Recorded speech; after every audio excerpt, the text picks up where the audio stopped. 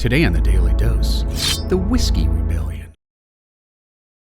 During the Revolutionary War, individual states incurred heavy wartime debts, prompting Treasury Secretary Alexander Hamilton to push for a federal takeover of all war-related obligations.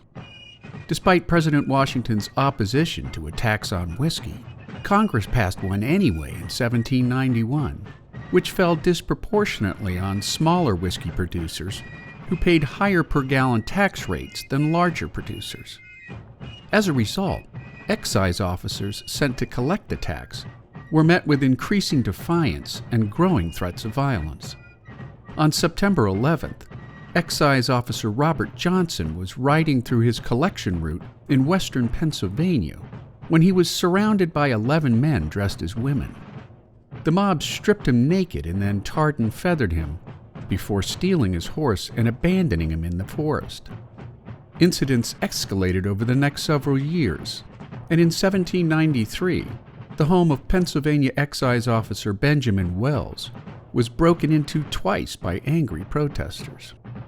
In the summer of 1794, Federal Marshal David Lennox began the process of serving writs to 60 distillers in western Pennsylvania who refused to pay their whiskey taxes.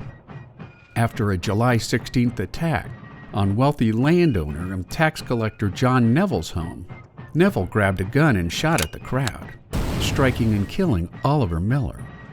In retaliation, the following day, 700 men marched on Neville's home, and when a 10-man military detachment refused to back down to mob rule, Neville's home and outbuildings were burned to the ground. Less than a week later, 7,000 largely intoxicated whiskey rebels met up at Braddock's Field east of Pittsburgh, where officials quelled the insurrectionists with several gifted barrels of whiskey. After Washington's peace envoy to the region failed, under the auspices of the Militia Acts of 1792, Washington assumed emergency power to assemble more than 12,000 men from the surrounding states and eastern Pennsylvania, commissioning them into a federal militia. The large and well-armed militia marched into western Pennsylvania and was met by angry citizens, yet very little violence. When a countering rebel army failed to appear, the militia rounded up suspected rebels instead, despite the fact that the true rebel instigators had already fled the area. The men were marched to Philadelphia to stand trial, and while only 2 men were found guilty of any treasonous acts, Washington pardoned both men in an attempt to de-escalate tensions caused by the whiskey tax.